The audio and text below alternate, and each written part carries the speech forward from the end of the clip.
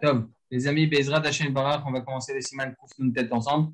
Et j'aimerais m'excuser parce que j'avais complètement oublié qu'il fallait que je vous rescanne tout pour ceux qui n'ont pas. Bezrat Hashem Blinéder, je vous le fais pour demain. D'accord? Pour le moment. Siman Kouf Nun tête, messieurs.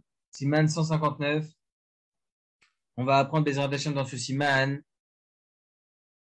Lesquels ustensiles sont cachés pour faire Nitya Sedaim et de quelle façon on doit procéder à l'ablution des mains. D'accord? Est-ce que les mains, il faut qu'elles soient ouvertes? On va Bezrat Hashem, tout va Bezrat Hashem dans ce siman. Tout d'abord, messieurs, je vais vous lire une Mishnah dans le traité Yadaim, c'est moi qu'on puisse dire, chapitre 1, Mishnah Bet. D'accord? Là-bas, c'est rapporté justement tous les Touma Vetahara, tous les puretés et impuretés pour les Kohanim. Et il y a écrit quoi là-bas? Mishnah Bet, donc tout au début de la Masechet. Bechol Akelim Notnim la Yadaim. Tous les ustensiles, ils sont aptes afin de pouvoir faire cette mitzvah-là de la Nitya Sedaim, ou bien pour les Kohanim pour se purifier leurs mains, ou leurs pieds d'ailleurs. D'accord?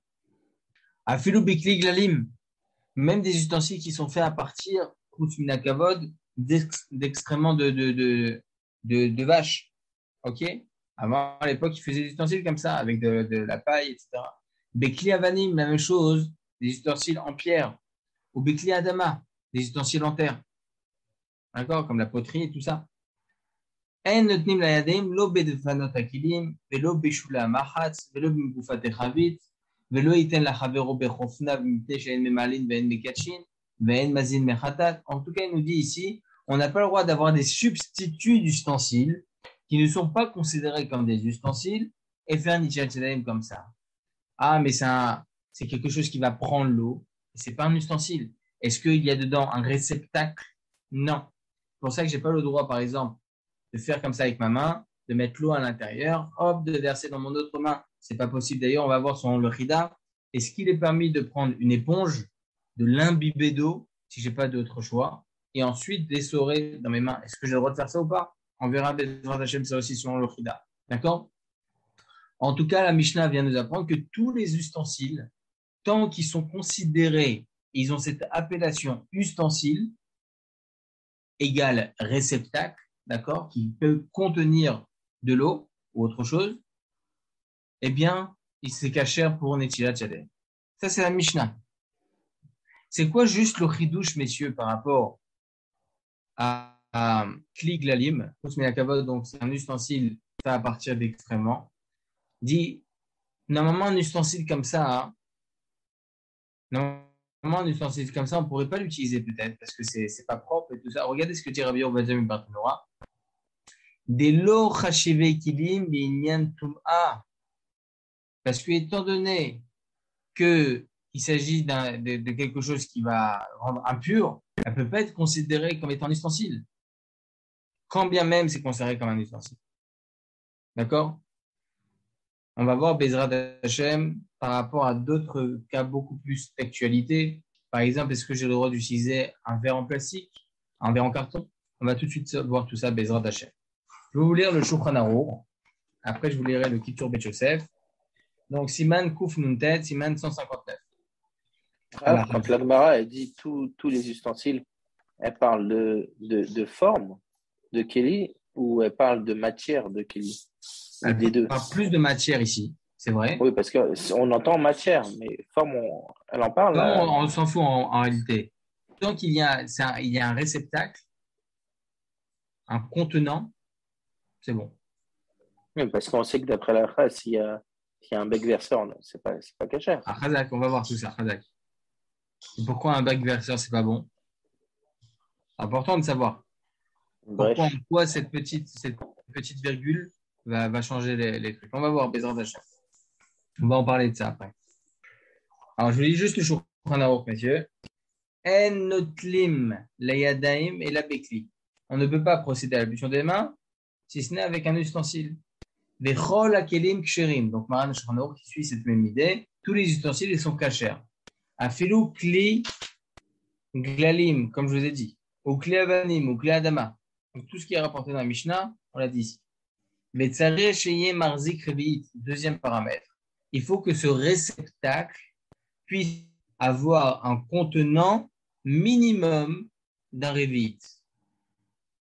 D'accord? Si vous prenez un petit verre comme ça, ah, mais c'est un réceptacle, un bouchon. Est-ce que je peux faire avec un bouchon? La pita. Est-ce que ça peut contenir un revit? Non, donc c'est pas cachère. C'est pas cachère. D'accord? Ve'im nikez, pardon, ve'im nikez bekones mashke, דהיינו שאם ישימו אותו על משקים ייכנסו בתוכו דרך הנקב, והוא גדול מנקב שהמשקים שבתוך הכלי יוצאים בו, אז בטל מתור הכלי ואין נוטלים ממנו לידיים. S'il y a un trou à l'intérieur de cet ustensile, premier paramètre qu'on connaît tous, si par exemple cet ustensile est perforé, et au point où c'est une fissure, regardez le paramètre de Maran HaShulchan. Si maintenant le keli qui est perforé, donc l'ustensile qui est perforé, si je le rends dans une bassine remplie d'eau, est-ce que par la perforation va rentrer de l'eau ou pas? S'il y a de l'eau qui va y rentrer, alors l'ustensile en question, il est pas sourd. On ne peut pas l'utiliser pour faire un nettoyage de lait. Si maintenant c'est juste une fissure, c'est des petites gouttelettes de temps en temps qui tombent comme ça rend pas soul l'ustensile en question. D'accord? C'est ce que nous dit ici Maran HaShulchan Aruch. Ça aussi, on va développer Bezrat Hashem. Mais tout d'abord, messieurs, avant que je continue, je vais juste vous rapporter très très rapidement le Kitsur Bet Yosef parce qu'en réalité, c'est la Mishnah que je vous ai dit, d'accord? Mais je vais vite le dire parce que je rapporte la Gemara et un peu de Rishonim. Il y a écrit comme ça dans le Kitsur Bet Yosef, donc page Memchet Amoud Aleph 2, il y a écrit comme ça en haut, Aleph En Notlim Layadem El Avec Li, donc uniquement avec un ustensile. Ita Begmara, c'est écrit dans le traité Choulin 107a, Kabditu Amna Amale In. Est-ce qu'on doit faire attention de faire un nettoyage avec un keli? In, oui. Il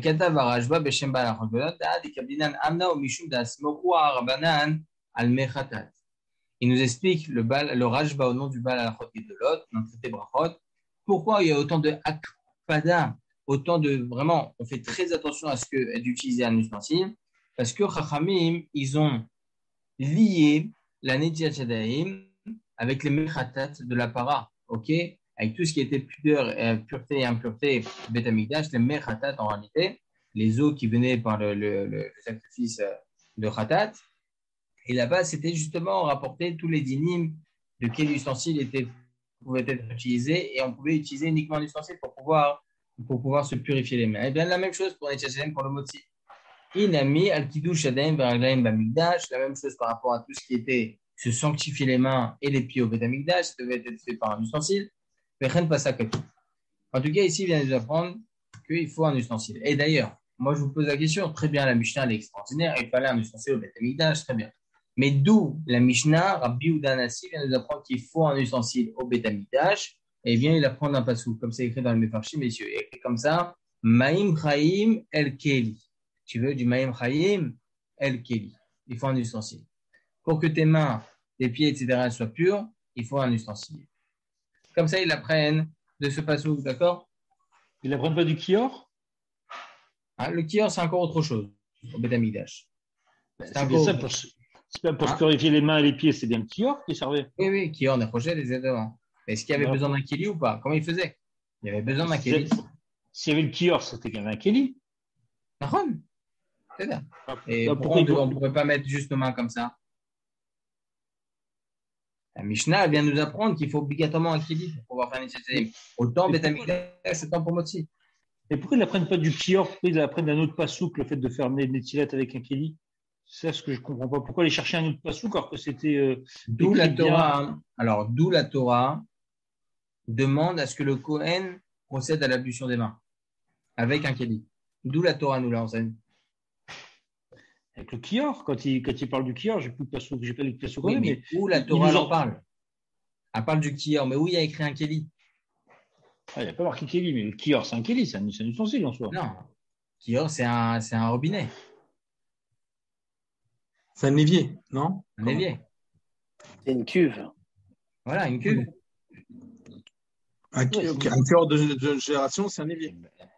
Oui, voilà, c'est le même principe. D'accord. Si vous dites une cuve, c'est un ustensile, quoi. Bah, évidemment, c'était comme il y avait beaucoup de kohanim, c'est ce qu'on appelle un ustensile de L'eau façon qui est rentrée générique. là-bas, Non, c'est comme un ballon d'eau chaude avec plein de robinets. Oui, On voilà. s'en sert pas pour servir.